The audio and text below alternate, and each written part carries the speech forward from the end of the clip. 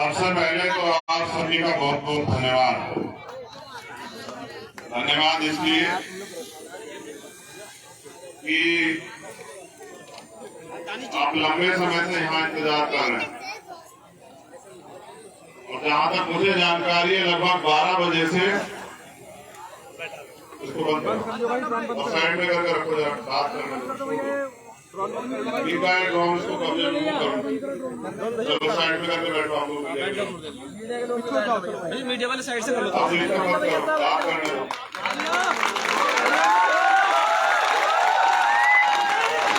शांत हो जाओ, शांत हो जाओ।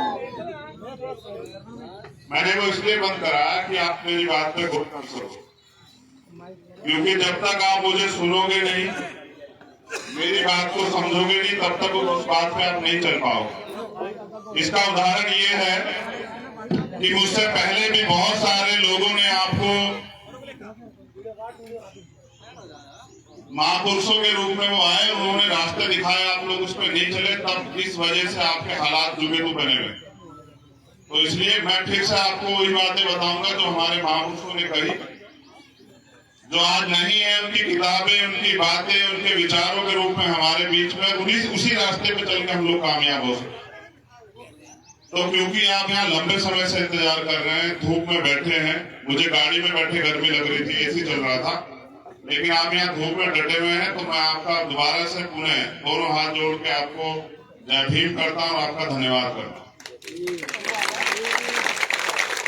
और मैं देख रहा हूँ, मैंने इनसे पूछा कि देखो इतनी माताएं बहनें क्यों खड़ी है, उनके लिए कुर्सी की व्यवस्था क्यों नहीं हुई। तो उन्होंने कहा कि इतना उम्मीद नहीं थी कि इतनी माताएं बहनें आ जाएंगी, इस वजह से वो हम लोग व्यवस्था नहीं कर पाए।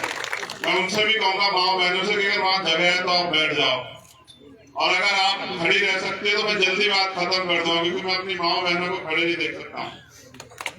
आपके सम्मान के लिए तो लड़ रहे हैं, और अगर आप बेटों के राज में भी माओ को खड़ा होना पड़े बहनों को, फिर तो सब बेकार हो जाएगा। तो सबसे पहले जो आयोजक कमेटी है, मुझे एक लिस्ट दी गई है जिन्होंने बहुत मेहनत की, जिन्होंने ये प्रोग्राम ऑर्गेनाइज किया।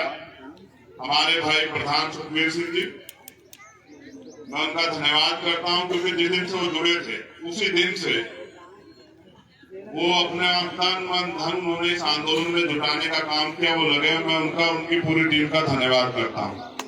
हमारे यहाँ के विधानसभा अध्यक्ष अशोक कुमार जी, ललित कुमार जी, हमारे जो जिला पंचायत सदस्य भाई प्रशांत जी, जिला प्रभारी रजत कुमार जी, ताहिर जी, जिला उपाध्यक्ष धर्मराज हल्दिया जी, परवेश कुमार जी, गजपाल सिंह जी, ओमवीर बोध जी, विजेंद्र सिंह जी, परविंदर सिंह जी, वीरेंद्र सिंह जी, विकास कुमार जी, सुमित कुमार जी, हमारे जो ग्राम प्रधान साथी हैं मोहम्मद अनवर भाई, प्रदीप प्रधान जी, मोहम्मद दिलशाद भाई, सलेख चंद्र जी जो रिटायर्ड सब इंस्पेक्टर हैं, लोकेंद्र कश्यप जी और सुंदर प्रजापति, और एक जो टीम जिन्होंने रिक्शा के माध्यम से पैदल जा जाके काम करके प्रचार किया, हमारे छोटे भाई हिमांशु जी, ऋषिपाल जी, सूरज सिंह जी, अनिल जी, कपोस जी, हरीश जी, राम किशन जी, राकेश जी, कोमल जी और राजवीर जी, सुरेंद्र जी, मांगेराम जी, इन सबका बहुत बहुत धन्यवाद। हमारे भीम आर्मी के जो जिलाध्यक्ष हैं और जो हमारे मंडल के समाजी नेता यहाँ बैठे हुए हैं, रोहित सागर जी, विवेक सैन जी, मेरे साथ चल के आए भाई बिलाल सारंगपुरे जो शायर हैं, हमारे उत्तराखंड के प्रदेश अध्यक्ष भाई महक सिंह जी, भाई फिरोज जी, हमारे जो अन्य जिला पंचायत के मेंबर साथी यहाँ हैं, मैं उनका भी बहुत बहुत धन्यवाद करता हूँ। और अपनी बात को शुरू करने से पहले अपने भारत में जो समय समय पे संत गुरु महापुरुष जन्मे, मैं उनको सबको नमन करता हूँ, क्योंकि अगर वो ना होते तो शायद आज ये गरीब का बेटा, प्राइमरी स्कूल के हेडमास्टर का बेटा इस मंच पे नहीं बोल रहा। उन्होंने अपना पूरा जीवन वंचित और शोषितों को अपने पैरों पे खड़ा करने के लिए लगाया। इसके लिए उन्होंने अपने 4 बच्चे कुर्बान किए, आपके मेरे जैसे। जब आदमी पिता बनता है तब उसको एहसास होता है कि बच्चा उसके लिए क्या होता है, उसकी संतान उसके लिए क्या होता है। जब आदमी अपने पिता को खोता है तब बेटे को एहसास होता है उसने क्या खोया। जब वो माँ को खोता है तब उसको एहसास होता है कि उसने क्या खोया। हमारे ऐसे रहबर, ऐसे महापुरुष जिन्होंने अपने 4 बच्चों को कुर्बान किया, जिन्होंने अपने पूरी जिंदगी को निछावर किया, अपना खून का एक कतरा निछावर किया हमारे लिए कि हम स्वाभिमान सम्मान का जीवन जी पाए। राष्ट्रपिता ज्योतिबा फूले, छत्रपति साहू जी महाराज, चौधरी महाराज सिंह भारती, महामना रामसु वर्मा, बाबू जगदेव प्रसाद कुशवाहा, जननायक कर्पूरी ठाकुर, परम पूज्य डॉक्टर बाबा साहब अम्बेडकर, मान्यवर दीना भाना वाल्मीकि साहब, मान्यवर काशीराम साहब, ऐसे महापुरुष जिन्होंने अपना सब कुछ सुख चैन त्याग दिया। माँ रमाबाई, माँ सावित्रीबाई फूले, माँ अवंतिकाबाई लोधी, माँ झलकारी बाई कोरी, माँ फूलन देवी, ऐसी सभी वीरांगनाओं को भी नमन करता हूँ। और मैं बस आपसे कुछ देर बात करना चाहता हूँ, क्योंकि मेरा आपका चुनावी रिश्ता नहीं है, मेरा आपका संघर्ष का रिश्ता है, मेरा आपका खून का रिश्ता है, मेरा आपका परेशानियों का रिश्ता है। जिस जिंदगी में आप हैं उसी जिंदगी को मैं जी के आया हूँ, अभी भी बड़ा समाज हमारा उसी जिंदगी को जी रहा है। तो मेरा आपका दिल का रिश्ता है, और इस दिल के रिश्ते को हम लोग तब तक मजबूत रखेंगे जब तक हमारे अंदर आखिरी सांस, क्योंकि ये लड़ाई अन्याय अत्याचार को खत्म करके शोषित वंचित वर्ग को अपने पैरों पे खड़े करने की लड़ाई है। और मैं अकेला इस लड़ाई को नहीं लड़ रहा हूँ, मेरे साथ पूरे देश के अंदर भीम आर्मी आजाद समाज पार्टी का एक समर्पित कार्यकर्ता, जो अपने परिवार से दूर होकर सुख चैन त्याग करके रूखी सूखी रोटी खाके साधन के रूप में मोटरसाइकिल, बस, ट्रेन से पूरे देश में आंदोलन चला रहा है, वो सब साथी मेरे जितने जिम्मेदार हैं और मेरी जितनी ही जिम्मेदारी से समाज की लड़ाई को लड़ने का काम कर। सम्मानित साथियों, बड़े पैमाने पे यहाँ बहुजन समाज के लोग हैं। मुझे आपसे ये कहना है कि आपको भारत में एक भी अधिकार मांगने से नहीं मिला, ना ही किसी ने दया करके दिया। जो भी अधिकार आपके पास है उसके लिए आपके बड़ों को, पूर्वजों को, महापुरुषों को बहुत सारी कीमत चुकानी पड़ी है, क्योंकि अधिकार मांगने से नहीं मिलते, अधिकारों को छीनना पड़ता है। और बाबा साहब अम्बेडकर कहते गए कि जो अधिकार छीन लिए हैं उनको तो छीन कर ही वापस लेना पड़ेगा। आज की जो सरकारें बैठी हैं वो सरकारें आजादी से पहले माहौल में हमें ले जाना चाहती, उस माहौल में जब हमारे पास कोई अधिकार नहीं था। मैं अगर उनकी खामियां गिनाने की बात करूं तो पूरा दिन बीत जाएगा, इतनी खामियां हैं। लेकिन मैं तो आपको आपकी खामी बता रहा हूं कि जो समाज अपना इतिहास नहीं जानता वो कभी अपने भविष्य का निर्माण नहीं कर सकता। आपको अपने आप को जानने के लिए अपने इतिहास को जानना चाहिए, और इतिहास ये है कि जब तक भारतीय संविधान लागू नहीं हुआ तब तक इस देश में आपको सीमित अधिकार थे। आपको खुली हवा में सांस लेने का सम्मान के साथ अधिकार मिलता मिला जब भारतीय संविधान लागू हुआ। ये बात मैं आपको पूरी जिम्मेदारी से कह रहा हूँ। शासन प्रशासन के लोगों का भी धन्यवाद देता हूँ कि उन्होंने अपनी जिम्मेदारी अदा करी, जो जानकारी उनको तो उसके रूप उन्होंने अपनी व्यवस्था यहाँ की। लेकिन सम्मानित मेरे भाइयों बहनों, मैं आप में से मैं जब अभी, क्योंकि 2 दिन से मैं घर था, माँ की तबीयत खराब थी, मैं उनको देखने के लिए गया। जैसी माँ आपके पास है, आप तो मेरी माँ हुई, लेकिन एक ऐसी माँ घर पे भी बेटा होने का फर्ज अदा करने गया था। आज जब निकला तो उनके साथ एक तस्वीर खींच के निकला, ये कह के उनसे कि देखो मेरे पास बहुत करोड़ों माओं की जिम्मेदारी, आपको महापुरुषों का आशीर्वाद मिले, आप स्वस्थ रहो, लेकिन मैं उस जिम्मेदारी को भी, उस कर्तव्य पथ को भी नहीं त्याग सकता जो मेरे कंधों पे।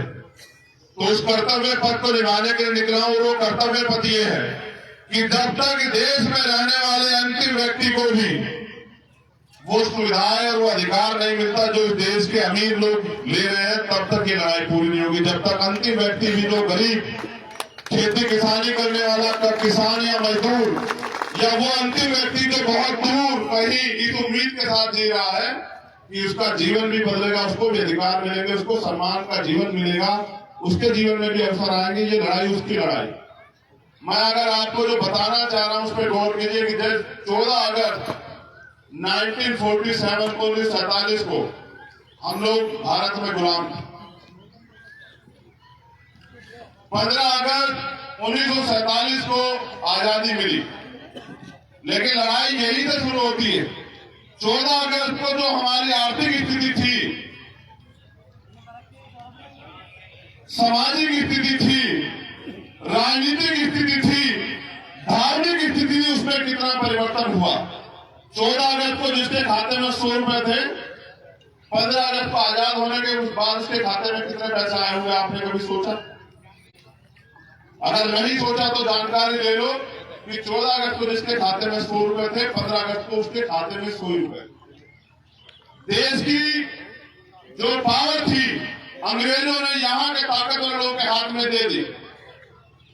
पहली सरकार बनी अंतरिम सरकार बिना चुनाव के, पंडित जवाहरलाल नेहरू प्राइम मिनिस्टर बने और उन्होंने वादा किया बाबा साहब अम्बेडकर से, क्योंकि बाबा साहब अम्बेडकर ने जब एक अधिकार हमें वोट का दिलाया, उन्होंने उस दिन एक बात कही मीडिया के सामने। जब मीडिया ने पूछा कि आज आपको कैसा लग रहा है, उन्होंने कहा आज मैंने रानी का पेट चीर दिया है, आज के बाद राजा बैलेट वोट से तैयार होगा, आपकी वोट से तैयार होगा, आज के बाद राजा मेरे लोग तय करेंगे राजा कौन बने। एक वो अधिकार, और दूसरा अधिकार जब संविधान लागू हुआ तो पंडित जवाहरलाल नेहरू ने बाबा साहब अम्बेडकर से कहा संविधान में जो आपने लिखा हम उसको लागू कराएंगे, हम आपसे वादा करें। लेकिन वो वादा सिर्फ छलावा साबित हुआ। छलावा इसलिए, जैसे मैंने कहा 14 अगस्त को जो हमारी स्थिति थी, 15 अगस्त को भी वही थी। और फिर जब 26 जनवरी 1950 को संविधान लागू हुआ, पहली बार हमें अधिकार मिले। उन अधिकारों का प्रयोग करके पढ़ लिख के उस दिन से हमारी पढ़ाई लिखाई और आगे बढ़ने की सही स्थिति शुरू हुई। पढ़ लिख के हम अपने पैरों पर खड़े हुए, आरक्षण की वजह से रोजगार मिले, नौकरियां मिली।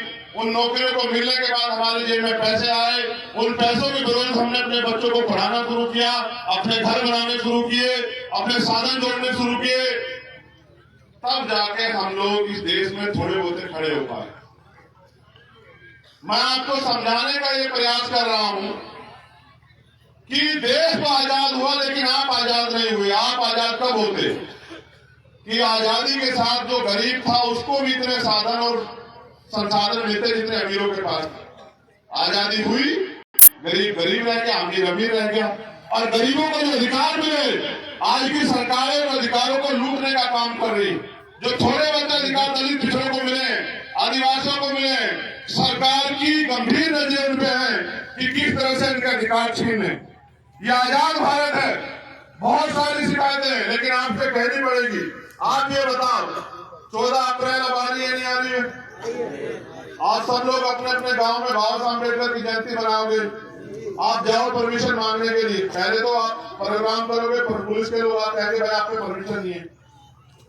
जब आप परमिशन मांगने को जाओगे तो कहोगे नहीं, प्रथा चालू नहीं होगी। आप ये बताओ कैसी आजादी है जब हम अपने गांव में अपने महापुरुषों की जन्म जयंती नहीं मना सकते, तो बताओ हम कितने आजाद हुए इस देश में। परमिशन आप देखो, भारत एक सेकुलर कंट्री है, हर धर्म को धार्मिक आजादी है, हर धर्म को मानने वाले को धार्मिक आजादी है।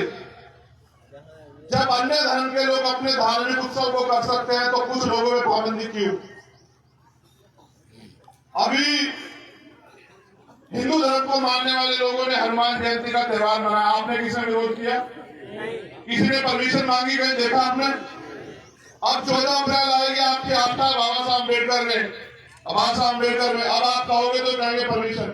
आप ये बताओ, अपने ही देश में, अपने प्रदेश में, अपने गांव में, अपने लोगों के बीच अगर हमें अपने महापुरुषों की जयंती मनानी तो हमें परमिशन की जरूरत है, दूसरे लोगों के लिए तो कैसी समानता है? आप बताओ मुझे। अभी देखो, हमारी लड़ाई किसी के धर्म से नहीं है, क्योंकि हम हम अपने गुरुओं संतों महापुरुषों में आस्था रखते हैं और हमारे महापुरुषों ने कभी नहीं सिखाया कि किसी दूसरे धर्म का अपमान करो। ना हमारे लोग करते, सब अपने धर्म का आयोजन करें। यहाँ सिख धर्म को मानने वाले लोग भी रहते हैं, इस्लाम को मानने वाले लोग भी रहते हैं, बौद्ध धर्म को मानने वाले लोग भी रहते हैं, यहाँ क्रिश्चियनिटी को मानने वाले लोग भी रहते हैं। तो सबके लिए नियम कानून एक बराबर होने चाहिए ना। एक को आप पूरी छूट दोगे और दूसरे को उसमें सरकारी खर्चा दोगे, पुलिस के अधिकारियों को ड्यूटी लगाओगे कि जाओ उनके पैर दबाओ, और दूसरे को आप अपने महापुरुषों को खून करने से रोक दोगे। इसलिए मैं सरकार से कहता हूं कि भाई ये दोहरा चरित्र नहीं चलेगा। अभी यहाँ तरावियां पड़ी किसने अपने घर में, मैं बिल्कुल जनरल बात बता रहा हूं उसको।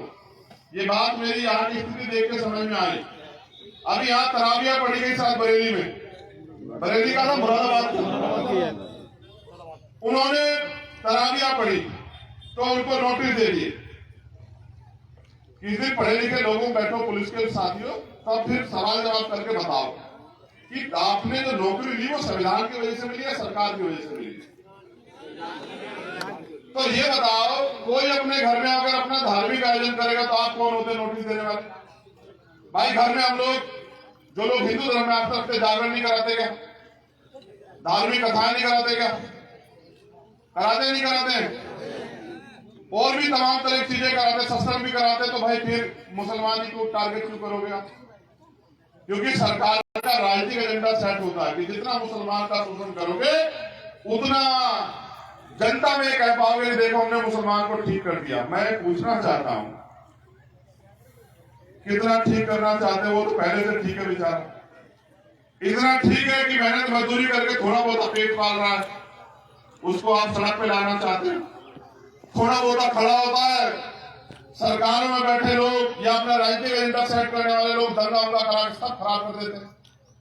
मैं ये बात आपको इसलिए कह रहा हूं कि आज नहीं तो कल आपकी समझ में आएगा कि ये दंगा कराने वाले लोग अपने फायदे के लिए कराते हैं। आपको इससे दूर रहना पड़ेगा।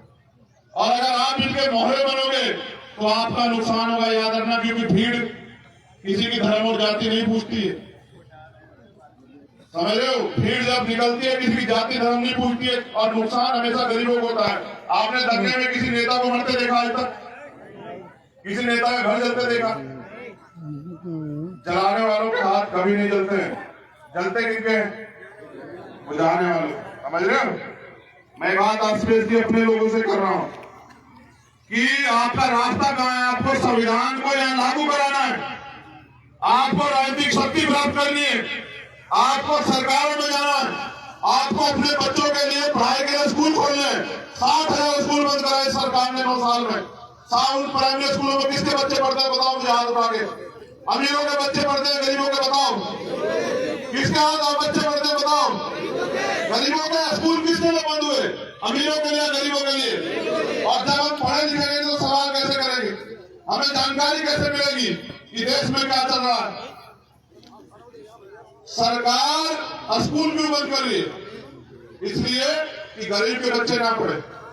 लड़ाई यहां से शुरू हुई कि जब एक गरीब व्यक्ति, उसकी बेटी, उसकी माँ, उसकी पत्नी, उसकी बहन, उसका बच्चा सरकारी अस्पताल के बाद दम तोड़ देता, लड़ाई यहां से शुरू होती है। क्या उसको इलाज कराने का अधिकार नहीं है भारत में?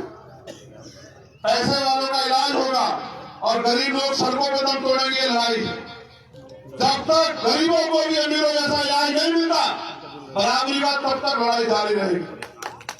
इसलिए और ये होगा कब? देखो, मैंने आपको बताया कि देश तो आजाद हो गया, लेकिन आजादी तब मिली जब संविधान लागू हुआ। असल आजादी कब होगी? जब छात्रों में हिस्सेदारी मिलेगी। हम बार बार कहते हैं सरकार को जातिगत जनगणना करा दो, पता लग जाए किसकी कितनी जनसंख्या है और किस जाति के पास कितने रिसोर्स हैं, किसके पास कितनी नौकरियां हैं, किसके पास कितनी जमीन है, किसके पास कितना बिजनेस है। असल होना चाहिए था। आप भी सुनो मीडिया के लोग, जिस दिन देश आजाद हुआ हमें ये करना चाहिए था, अगर ईमानदार लोग कुर्सी में बैठते तो अंतिम व्यक्ति को भी साधन प्रोवाइड करवाते। जैसे पिता अगर संपत्ति बांटता है तो कैसे बांटता है? अगर उसकी जेब में 100 रुपए और 4 बच्चे तो 25-25 बांटेगा ना, बराबरी तभी हुई ना। तब होता, तब आप गैर बराबरी की खत्म करने की बात करते और हमारे अधिकारों पे गलत बयानबाजी करते। जिस देश आजाद हुआ आपने गरीब को भी वही साधन दिए थे जो आपके पास, फिर आप रेस की लाइन खींचते, फिर आप कहते जो आगे बढ़ पाया कि वो सही है, जो नहीं बढ़ पाया वो सही नहीं। इसलिए मैं आपसे कह रहा हूं कि देश आजाद हुआ, संसाधनों में वितरण नहीं हुआ, ना हमें जमीन मिली, ना हमें पैसे मिले, ना हमें रोजगार मिला, ना नौकरी मिली, कुछ भी नहीं मिला। इस बात को बाबा साहब अम्बेडकर समझते थे। उन्होंने आरक्षण की व्यवस्था इसलिए की कि कल जो कुर्सी में बैठे, ऊंची कुर्सी में बैठे लोग हैं वो गरीबों के बच्चों को नहीं पढ़ने देंगे। और अगर आज आरक्षण नहीं होता तो आपको कोई कुर्सी पे बैठने नहीं देता। आज भी इतना जातिवाद है। इसका नमूना देखना हो तो ये देखो आप, अभी जो शायद मेरठ में हुआ, एक वाल्मीकि समाज के परिवार की शादी थी और ताकतवर व्यक्ति ने मना कर दिया कि मैं अपना वो नहीं दूंगा बैंक्वेट हॉल। जब पता लगा जाति क्या होती है, जब उनको पता लगा कि वो शादी वाल्मीकि समाज की है तो उसने मना कर दिया। ये बात मैं आपसे इसलिए कह रहा हूं क्योंकि जाति जो है वो जाति नहीं है। जाति आपके साथ रहेगी, आप अधिकारी कर्मचारी बन जाओ। अरे आप सबकी लड़ाई करते हैं, अपर कास्ट में भी अगर किसी के साथ अन्याय होगा हमारे पास आए हम लड़ते हैं, लेकिन नेता तो अपनी जाति के बच्चे ना। आज भी लोग मीडिया क्या लिखेगी, हमें दलितों के नेता ये लिखेगी ना, कभी ये लिखेगी सबके नेता नहीं लिखेगी ना, यही कहेगी ना, और दूसरे लोग सबके नेता हो जाएंगे। मैं आपको ये बताने के लिए आया हूं कि सरकारी नौकरियां खत्म हो रही हैं, सरकारी स्कूल बंद हो रहे हैं, एजुकेशन का बजट खत्म हो रहा है, हेल्थ का बजट कमजोर पड़ रहा है, देश की जीडीपी गिर रही है, बेरोजगारी की दर बढ़ रही है, भूखमरी में हम टॉप पे जा रहे हैं। ये इसलिए हो रहा है क्योंकि भारत में केंद्र में और स्टेट में जो उत्तर प्रदेश में सरकार है वो चंद पूंजीपति ताकतवर लोगों की सरकार है, उसका गरीबों से कोई लेना देना। अगर गरीबों को अपनी लड़ाई को आगे बढ़ाना, अपने अधिकार सुरक्षित रखने हैं तो उनको अपनी लड़ाई को मजबूत राजनीतिक रूप से करना पड़ेगा। मैं कभी आपके बीच में नहीं आया। मैं तो धन्यवाद करता हूं क्षेत्र का कि जब ललित यहां से लड़े, आपने 2-3 गांव ये पड़ते 1100 वोट उनको दिए, उन्होंने मुझे भी बताया। मैं दोनों हाथ जोड़ के धन्यवाद देता हूं कि आपने गरीबों के बच्चों पे भरोसा किया, दिल से धन्यवाद करता हूं। लेकिन जो अधिकार भारतीय संविधान देता है उनको लागू कैसे कराओगे अगर आपके पास राजनीतिक शक्ति नहीं? कानून कहां बनते हैं? कानून विधानसभाओं में बनते हैं, लोकसभा में, सड़कों पे नहीं बनते हैं। जब तक विधानसभा और लोकसभा में आपके लोग नहीं जाएंगे तब तक आपके हित के लिए कानून कहां बनेगा? और जो कानून बने हुए हैं उनको लागू कराने के लिए चाहिए राजनीतिक शक्ति। जब आपके लोग कुर्सी में बैठे होंगे तो कानून पालन कैसे होंगे? तो आप इस देश में कब तक भूखमरी, बेबसी, लाचारी, गरीबी के साथ जीना चाहते हैं? क्या आपके मन में पीड़ा नहीं कि खत्म होनी चाहिए? कितने लोग चाहते हैं कि किसानों की, मजदूरों की, गरीबों की समस्याएं खत्म होनी चाहिए? हाथ खड़ा करके बताओ। नहीं, दोनों हाथ छोड़ो, एक हाथ से मजा नहीं आ रहा, लग रहा है कि उत्साह कम है तुम लोगों में। वो खड़े लगे रखो 1 मिनट, मैं नहीं मानूंगा तुम्हारी बात को अगर तुम 1 मिनट हाथ नहीं खड़े करके रखो। अच्छा नीचे करो, तुम्हें कष्ट ही तो नहीं देना है। देखो मैं रोज ही रहता हूं लोगों में, कहीं ना कहीं भ्रमण करता रहता हूं। कल मुझे सुबह कानपुर जाना है, उरई में। वहां हमारे साथी नील पटेल नेशनल जनमत चलाते हैं, उनकी माता जी की डेथ हो गई थी, उनके घर, उनके यहाँ प्रोग्राम है गांव में, सब लोग इकट्ठा होंगे, वहां चर्चा करेंगे कि भविष्य में हम लोग किस तरह आगे बढ़ना है। फिर मैं 10 तारीख को जाऊंगा गंगानगर सिटी, राजस्थान, हमारी सभा। फिर 12 तारीख को मैं फिर यही आऊंगा बिजनौर में, हमारा प्रोग्राम है 12 तारीख में। फिर 14 तारीख को हम लोग जाएंगे मध्य प्रदेश, मैं और हमारे उत्तर प्रदेश के साथी अन्य दलों के वो। फिर 16 में फिर मैं आपके पास आऊंगा। मुझे इस काम को करने में इतना आनंद आ रहा है आप सोच नहीं सकते। और उसका आनंद का कारण बताऊं क्या है? क्योंकि जो प्यार आपसे मिलता है ना वो करोड़ों रुपए से भी ज्यादा ताकतवर है। जब वो माँ सड़क पे मिलती है, भाई सड़क पे मिलता है, या वो बाबा, चाचा, ताऊ मिलकर सर पे हाथ रखते हैं और वो माँ पूछती है कि कैसे हो तुम, ठीक होना? तो ऐसा लगता है कि चारों तरफ अपने ही लोग घूम रहे हैं। और उनको बहुत उम्मीद है हम लोगों से कि उनको हर बार धोखा देगा, अब उनको धोखा नहीं मिलेगा। मैं यहाँ मंच पर उपस्थित अपने नेताओं से भी कहना चाहता हूं कि पुराने लोगों ने जो गलतियां की राजनीति में उनसे सीख लेनी और भाईचारा पैदा करना है कमजोरों में, शोषितों में। मैं तो अपने लोगों से पूछता हूँ, जब मैं अति पिछड़े वर्ग के लोगों में जाता हूँ, पाल प्रजापति से पूछता हूँ, भाई तुम्हारे चलो बहुत सारे धर्म तो ठीक है, तुम्हारे बच्चों को रोजगार कहां से मिलेगा? तब उनके पास कोई जवाब नहीं होता, क्योंकि वो भी पीड़ित वंचित, उनको भी किसी ने हाथ पकड़ के साथ नहीं बिठाया। जाति है कि जाति नहीं, जाति के आधार पे ऊंच नीच है, ऊंच नीच के कारण हम लोग एकजुट नहीं। इसलिए हमारे महापुरुषों ने टुकड़ों में बटे हुए समाज को बहुजन समाज का नाम दिया। दलित, पिछड़े, आदिवासी, अन्य धार्मिक अल्पसंख्यक, और इनकी लड़ाई लड़ने के लिए लोगों को तैयार किया। मैं उनमें से एक, मैं आपका नेता नहीं, आपका बेटा हूं, आपका भाई, और इसलिए आपके बीच में हूं क्योंकि जो ये बहनें माएं बैठी हैं, बताओ तुम घर में रोजगार चाहते हो नहीं चाहते हो? तुम्हें रोजगार मिले, बताओ हाथ उठा के। ये मुझसे सच सुनना चाहते तो सुनो। मेरी माँ खेत पे जाती थी घास लेने और सर पे 30-40 किलो घास की गठरी लेके आती थी और वो दूध बेचती थी, तब जाके हम लोग आगे बढ़े। मैं जानता हूं हम लोग के क्या हाल है, मुझे कुछ बताने की जरूरत नहीं, मैं वहीं से निकल गया। मैं बहुत अच्छी तरह जानता हूं कि किस तरह मेरी माँ अपना पेट काट के हमारे पेट भरती थी, और आप भी भरती हो। आप भूखी रह के अपने बच्चों को पालती हो, इसलिए कि आपके बच्चे कल कामयाब हो जाए और आपकी गरीबी दूर हो। गरीबी ऐसे दूर नहीं होगी, गरीबी ऐसे दूर होगी जब आपके बच्चों को रोजगार मिलेगा, वो नौकरियां करेंगे, या उनको करने की आजादी मिलेगी, या आपको रोजगार मिलेगा। अगर देखो, मैं बाबा साहब ने कहा मुझे पूजने की नहीं, मुझे पढ़ने की जरूरत है। मैं मूर्तियों में नहीं, किताबों में आपसे भी कह रहा हूं, अपने महापुरुषों के विचारों पर चलोगे तो आपको कामयाब होने से कोई नहीं रोक सकता। सदगुरु रविदास जी महाराज ने क्या कहा सुना आपने? कहा, ऐसा चाहो राज में जो मिले सब अनुवन, और छोटे बड़े सब बसे रविदास रहे प्रसन्न। इसका मतलब समझते हो? मैं बताता हूं। आज से 650 साल पहले उन्होंने कल्पना की कि राज व्यवस्था कैसी होनी चाहिए। उन्होंने इस पे अपना लेख लिखा कि राज व्यवस्था ऐसी होनी चाहिए जिसमें कोई गम ना, जिसमें किसी कोई दुख ना हो, है ना, किसी को खाने के लिए अन्न की दिक्कत ना हो, किसी को तन ढकने के लिए कपड़े की दिक्कत ना हो, किसी के सर पे छत ना हो, ऐसी समस्या किसी के सामने ना हो, कोई चोरी ना हो, किसी की हत्या ना हो, कोई लूटपाट ना हो। पूरी दुनिया में कोई नहीं लिख पाया। आप ऐसे संतों गुरुओं की औलादे, उनके वंशज, ऐसा लिखने वाले जिन्होंने नाम दिया उस राज का बेगमपुरा राज, बेगम, जिसमें कोई गम ना हो, ऐसा राज लाने की बात उन्होंने की। ऐसे राज की व्यवस्था उन्होंने की। बाबा साहब अम्बेडकर ने संविधान में उसी राज की कल्पना संविधान के अनुसार की। लेकिन मक्का सत्ता में बैठे हुए लोगों ने गरीबों का खून चूसने का काम किया, उन गरीबों के अधिकारों को लूटने का काम किया, राजनीति के लिए अपनी जेब भरने का काम किया, अपनी संपत्ति बनाने का काम किया, गरीबों के पेट की रोटी की चिंता नहीं की। इसलिए आज भी गैर बराबरी है, और ये गैर बराबरी तब तक रहेगी जब तक आप अपने पैरों पर नहीं खड़े होंगे, या फिर आप अपने बीच के लोगों को इतनी ताकत देकर नहीं भेजोगे कि वो आपकी समस्याओं को खत्म कर सके, उनका हल निकाल सके।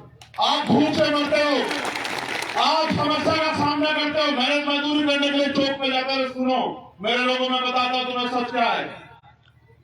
दुनिया में पशु पक्षी बिकते हैं, यहाँ इंसान बिकते हैं। हर शहर के कस्बे के चौराहे पे जाओ, मेरे लोग जाते हैं सुबह मेहनत मजदूरी करने के लिए, अपने आप को बेचने के लिए। कोई आएगा खरीदार, 400-450 रुपए में खरीद के लेके जाएगा। आधों को रोजगार मिल जाते, आधे बेकार आते हैं घर, वो बिक भी नहीं पाते, और फिर वो पूरे दिन तसला उठाते, मेहनत मजदूरी करते हैं, पसीना यहाँ से लेके पैरों तक छूता है, तब जाकर उनके बच्चों को रोटी मिलती है इंदिरा में देश में।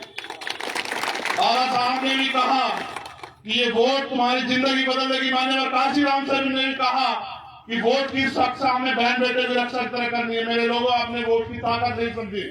जिस दिन आप अपनी वोट की ताकत समझोगे, बड़े से बड़ा तानाशाह सोचो। जब चुनाव आता है, बड़े से बड़ा ताकत में आपके पेट सुने आता नहीं आता, बताओ मुझे। आपसे भी कहता, तुम मेरी बहन हो, चाची हो, ताई हो, भाभी हो, मुझे वोट दे देना। जो तुम्हारी बस्ती में नहीं आना चाहता, जो तुम्हारी गली से नहीं निकलना चाहता, जिसको तुम्हारे बराबर में बैठने से भी नफरत है, जो तुम्हारा छुआ पानी भी नहीं पीना चाहता, वो भी कहता मुझे वोट दे देना। ये बाबा साहब की वोट की ताकत है, याद रखो मेरी बात।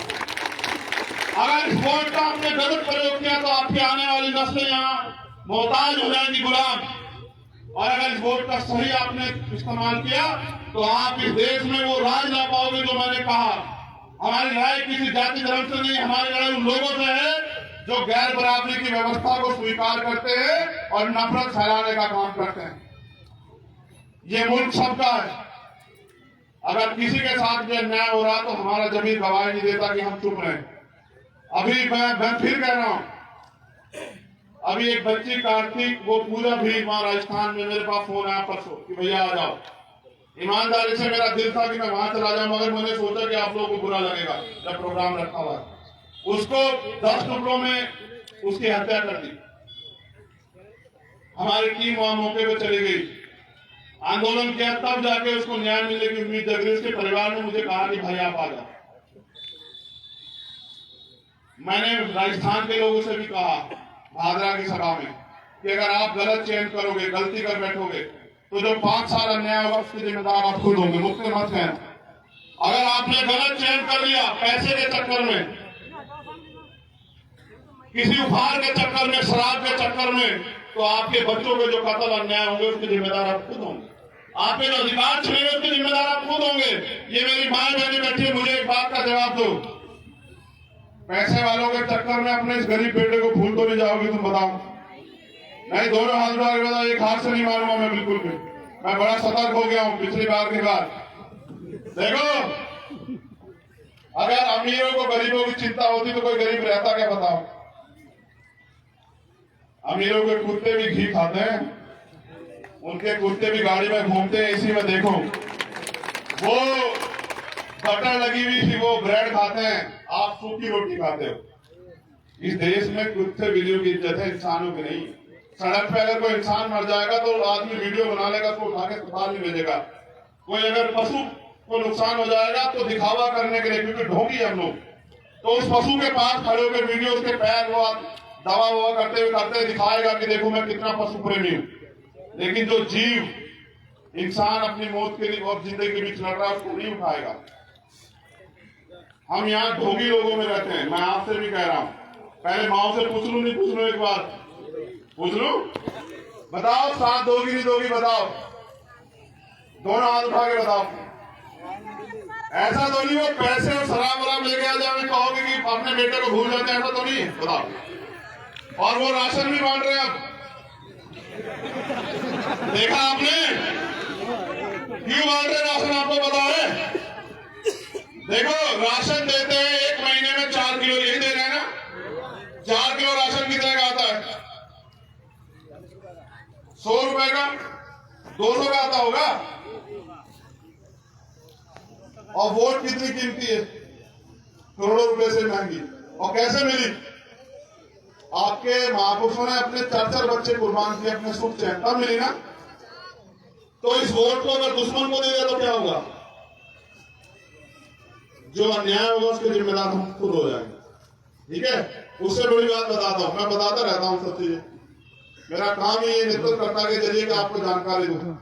आप माचिस खरीदते हो घर में? माचिस, टूथपेस्ट, साबुन, इन सब पे टैक्स जाता है। अब जीएसटी 28% है। अगर कोई सामान 10 रुपए का है तो 2 रुपए 80 पैसे टैक्स लेती है सरकार। एक आदमी अपने 1 महीने खर्चे में 1000 रुपए ज्यादा का टैक्स सरकार को देता है। सरकार उस 1000 रुपए में से 200 रुपए का राशन हमें देती है, 800 अपनी जेब में रख लेती है, और सरकार एहसान करती है कि हम आपको राशन दे रहे। मैं आपको बताता हूं कि बाबा साहब अम्बेडकर का संविधान अंतिम व्यक्ति को भी रोटी, कपड़ा, मकान की गारंटी देता है। अगर आपको नहीं पता तो पढ़ के देखो कि हर प्रदेश में रहने वाले अंतिम व्यक्ति को भी रोटी, कपड़ा, मकान सरकार देगी। ये जिम्मेदारी, क्योंकि सरकार जो बजट हो, सरकार के पास जो पैसा होता है ना, वो मेहनत मजदूरी करके नहीं लाते, अपने बिजनेस से नहीं लाते।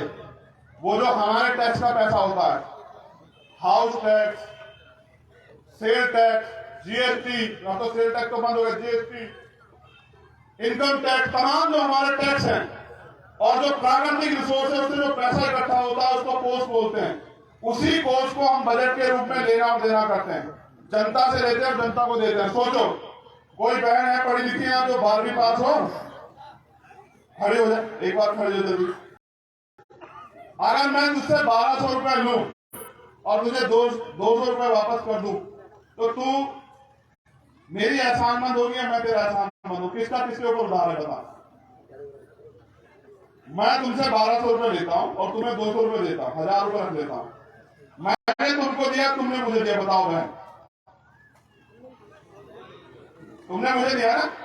हम सरकार को ऐसा कर रहे हैं, हम सरकार को पैसा देते हैं, सरकार हमें हमारे देने का भी आधा पैसा देती है और एहसान दिखाती है। तुम्हें इसलिए बता रहा हूं कि लोग कहते हैं राशन ले रहे हो, मुख्यमंत्री जी और प्राइम मिनिस्टर की कोई मेहनत मजदूरी नहीं करते भैया, समझ रहे हो? जब तुम्हारा आदमी मुख्यमंत्री बन जाएगा तब उस सारे पैसे को तुम्हारे लिए लगाएगा कि तुम अपने पैरों पे खड़े हो पाओ, अच्छे स्कूल बने, अच्छे हॉस्पिटल बने, रोजगार मिले, रोजगार भत्ता लागू हो, जमीनें मिले। ठीक है, इसलिए कह रहा हूं कि अपनी ताकत बना। मेरा क्या है, मेरे जैसे लोगों का काम है आपको समझाना। जब हम समझाने जाएंगे तो बहुत सारे लोग की नजरों में भी आएंगे, उनका काम होगा वो आपको गुमराह करेंगे। आपका काम है कि उनकी बात को सुनकर गुमराह नहीं होना। दुश्मन क्या करेगा, अच्छा बताओ? आपको मिसगाइड करेगा ना, गुमराह करने काम करेगा। मैंने कोई बात अब तक ऐसी बताई जिसमें आपका नुकसान हो? बताना जरा मुझे। तो मैंने आपके नुकसान की बात तो नहीं बताई। अगर आपको रोजगार मिलेगा, कितने नौजवान हैं यहाँ जो बेरोजगार घूम रहे हैं? हाथ खड़े करो।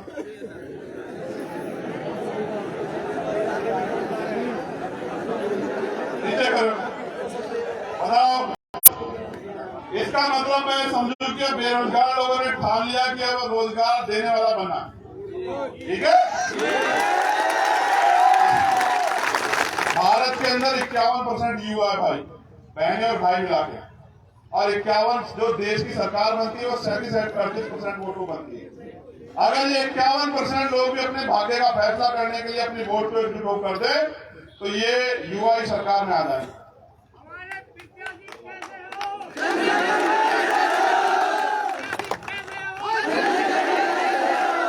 एक बात और, ये बहुत जरूरी बात है, आप सबसे कह रहा हूं, आपसे भी कह रहा हूं जी, हाथ खड़े। देखो भाई, उनके पास बहुत बड़े टीवी चैनल है, रोज उनका प्रचार होता है ना, बड़े बड़े अखबारों में उनके विज्ञापन आते हैं, उनके पास बड़े बड़े बैनर हैं, तमाम तरह की चीजें हैं प्रचार प्रसार करने के लिए। मेरे पास आपके लिए कोई, आपके अलावा कोई नहीं। यहाँ जो लोग आए, क्या किसी को किसने पैसा दिया है? कोई एक भी ऐसा हो तो बताओ। किसी को साधन दिया है कि भाई साधन से आ जाना? आप मेरी ताकत हो, मैं जो कुछ हूं आपकी वजह से। मैं आपसे कह रहा हूं, मेरी बात पे गौर करो, ताली बजाने की बजाय आप जहां खड़े हो बस आप मेरा इतना काम कर देना कि जो सामने वाला खड़ा उस पर बता देना कि इस बार हम अपने भाई को ताकत देने के लिए तैयार, इस बार हम अपने भाई को कामयाब करने के लिए तैयार। मुकाबला हम लोग नहीं कर सकते तो हमें अपनी मनी माफिया मीडिया बनाना पड़ेगा। मेरा मीडिया आप, मैं जब इस दिन यहाँ आऊंगा बिना चुनाव लड़ने तो आपसे पैसे लेके चुनाव लड़ूंगा, खाली हाथ आऊंगा वहां से। मैं फिर कह रहा हूँ, बिल्कुल साफ बता रहा हूँ, रोटी भी आपकी खाऊंगा, आप ही की दी हुई जगह में रहूंगा, पैसा भी आपसे लूंगा चुनाव प्रचार का सारा, यहां तक कि पर्चा भरने का भी। लेकिन उसके बदले में मैं आपको क्या दूंगा? यहां नगीना का हर एक व्यक्ति अपने आप को एमपी मानेगा, इस बात को याद रखो। और उसके बाद जो ताकत तुम यहां से बना के भेजोगे मेरे लोगों, उसके बाद आपको किसी का हाथ फैलाना नहीं पड़ेगा, ये भी मेरा वादा है। इसलिए क्योंकि बाबा साहब अम्बेडकर ने कहा कि राजनीतिक सत्ता वो चाबी है जो सारे ताले खोल सकती है। तो इस देश की सत्ता में आप लोग आओ, इसके लिए हम लोग लड़ रहे हैं पूरे देश में। और मेरा मानना है नीले पट्टे वाले लोग आपको इस गुलामी से आजाद करा के छोड़ेंगे। और ये जो अधिकारी कर्मचारी हमारे हैं, आपको भी मैं गारंटी देता हूं कि आपकी जो पुरानी पेंशन है जो सरकार ने बंद की है उसको बहाल करेंगे हम लोग, मेरी बात को याद रखें। ये जो इधर खड़े हैं दोनों तरफ, इनसे भी कह रहा हूं, जब आप बूढ़े हो जाओगे, नौकरी खत्म हो जाएगी तो फिर आपका पैसा नहीं होगा तो आपको भी कोई नहीं पूछेगा। आपको भी पुरानी पेंशन हम लोग देंगे, ये बात याद रखना। चिंता नहीं। जो गरीब है, जिन पे जमीन नहीं है, उनको जमीन देंगे। जो बेरोजगार है उनको रोजगार देंगे और अपने लोगों को देंगे आत्मसम्मान और स्वाभिमान का जीवन, कि वो स्वाभिमान सम्मान से हर जगह घूमे और अपने जीवन को जिए। आप यहाँ आए, आपने मुझे सुना, इतना प्यार दिया, बहुत बहुत धन्यवाद। आप सभी के लिए मंगल कामनाएं कि आप सभी स्वस्थ रहें, दीर्घायु रहें और आपके जो भी आपके सपने पूरे हों। मैं फिर पुनः आयोजक कमेटी को धन्यवाद देता हूँ और आपसे उम्मीद करता हूँ आज से आप अपना काम करोगे नहीं करोगे बताओ? नहीं, दोनों हाथ में बताओ, प्रचार का काम करोगे नहीं करोगे? इसमें आपको शर्म तो नहीं आएगी? कभी सोचे भाई हम क्यों करें, हमारी बेइज्जती ना हो जाए? तुम कैसे करोगी माँ, मैंने बताना जरा, तुम कैसे करोगी, तुम कहाँ जाओगी? आपको ये करना है, जब भी कहीं से फोन आएगा उसमें बताना है कि बेटे के इस बार मदद कराएंगे हम लोग, ठीक है? बहुत बहुत धन्यवाद। जय भीम, जय भारत। जय भीम, जय भीम। आवाज दो, आवाज दो। बहुत बहुत धन्यवाद, आपका पूर्ण धन्यवाद। जय भीम।